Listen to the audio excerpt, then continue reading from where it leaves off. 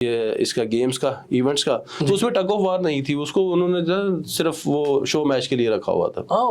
तो हमें बड़ा आप देखिए ना, अगर सारी गेम्स हो जाएं और आप मुझे बताएं क्रिकेट ना होता वो कैसा लगेगा। 100% आपके जो दिल पे क्या बीती है, क्या आप जिस गेम तो हमारे तो ये ब्लड में हमारे बल में आपको आग लगी हो कि व्हाई नॉट टग इन वो। तो मैं तो पहुंच गया राणा साहब के पास, मैंने कहा सर ये क्या जाती हो रही है हमारे साथ। बिल्कुल ठीक। वो राणा साहब को भी फिर वो लगा, क्योंकि वो अगर 15-20 साल से इसको लेके चल रहे हैं, तो उन्होंने पेन ली इस चीज की, उन्होंने पेन ली और बड़ा पॉजिटिव रोल जो है ना उन्होंने प्ले किया। फिर उन्होंने ओलंपिक में बात की, उनकी मेहरबानी ओलंपिक मैनेजमेंट की कि उन्होंने इसको कंसिडर किया रिक्वेस्ट को, और इस ये हमने जो है ना वो गेम करवाने में कामयाब हुए वहाँ पे।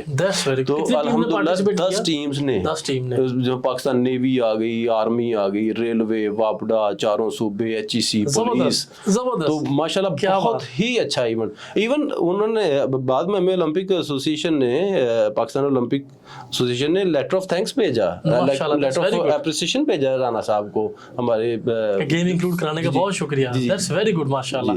तो वो बड़ा अच्छा इवेंट माशाल्लाह वहाँ पे ये रहा है। दैट्स वेरी गुड, मुझे सुन के बड़ा अच्छा लगा कि चले आपके अंदर पेन आपने फील किया, आपने राणा साहब से डिस्कस किया और नेशनल गेम भी अच्छे हुए और टाक ऑफ वार में भी।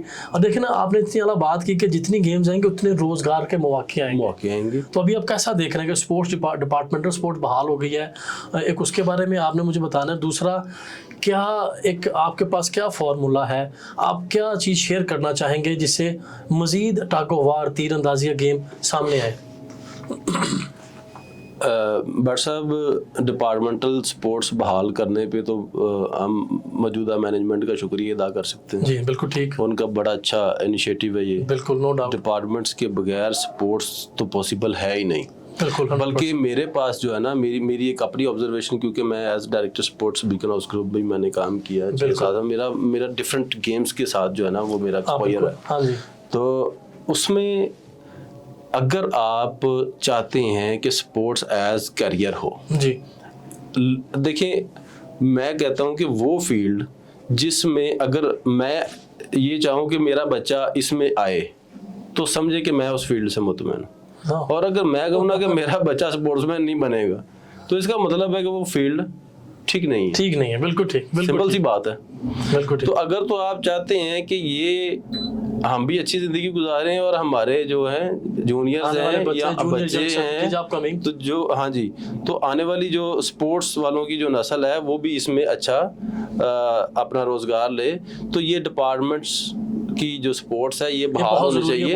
बल्कि जो सूबों की स्पोर्ट्स है ना, उसको भी बहाल किया, उसको बहाल करने का तो बड़ा सिंपल तरीका है। ठीक है, इस पे तो कभी किसी ने बात ही नहीं की। ठीक।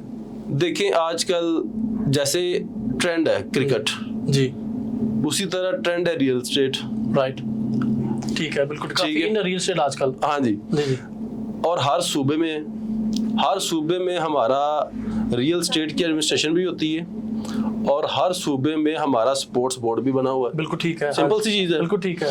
अगर आप सिर्फ रियल एस्टेट की जो यूनियन कह लें या हर उसकी सूबे की, या आपका जो स्पोर्ट्स बोर्ड है, आप कोई उसको इस तरह से आपस में रिलेट कर दें, वो development kind of thing, department बना दें। बिल्कुल ठीक है। ये जो हमारे सूबे में जो स्पोर्ट्स डिपार्टमेंट बने हुए हैं, उसमें आप एक छोटा सा जो है ना वो बूथ बना दें, इसका ये सब ब्रांच बना दें। हाँ जी, कि जिनका काम होगी जितनी रियल एस्टेट्स हैं या आपकी कंस्ट्रक्शन जो इंडस्ट्री है, ये बहुत बड़ी इंडस्ट्री है। ठीक है, बिल्कुल। इसमें पेंट वाले आ जाते हैं, इसमें जनाब हर तरह की जो है ना वो ये सैनिटरी वाले आ जाते हैं, बड़ी बड़ी कंपनियां इसमें इन्वॉल्व हैं, बड़ा पैसा कमा रहे हैं ये लोग। आ जाती हैं। हाँ जी, बिल्कुल ठीक। आप चाहते हैं कि वो डायरेक्ट अगर इन्वॉल्व हो जाए, अगर वो स्पोर्ट्स, आप हर सूबे को कह दें कि जी आप